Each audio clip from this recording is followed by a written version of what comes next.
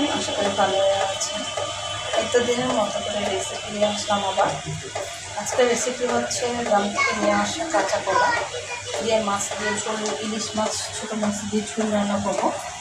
তারপর এটাও গ্রাম থেকে নিয়ে আসা, খুব সব সিদ্ধ করে রেখেছি, এখন এটা ভাববো।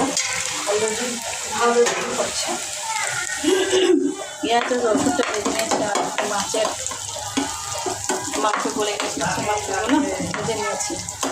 তারপর দিয়ে দিব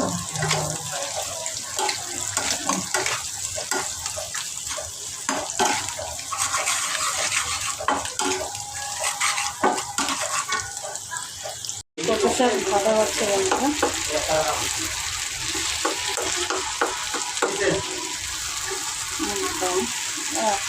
এটা হচ্ছে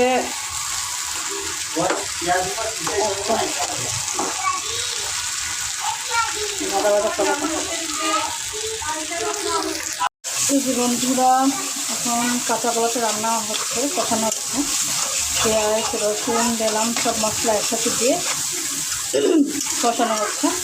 এই যে এখানে কচু শাকটা বেড়ে গেছে অলরেডি, পানি যেন শুকায় যায়, এই জন্য হালকা করে হয়ে গেছে। এটা এটাও কষানো হচ্ছে।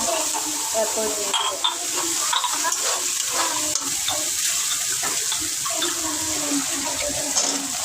দিয়ে দিব কচু শাক, সরি কাঁচা কলা। কাঁচা কলাটা এখন ভালো করে কষিয়ে একদম কষানোর পরে পানিটা দিয়ে দিচ্ছি। ভাজা মাছটা এবার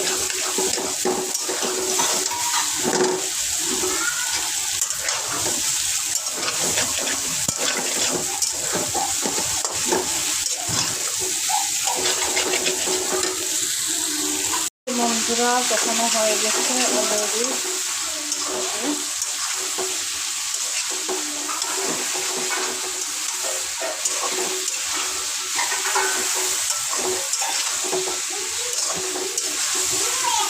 পানি দিয়ে দেবো।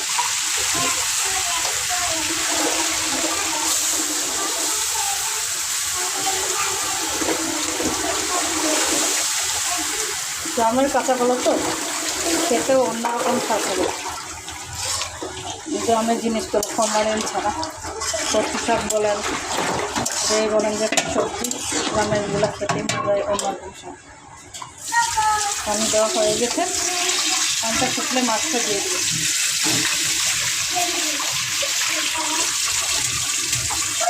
এটা হয়ে গেছে।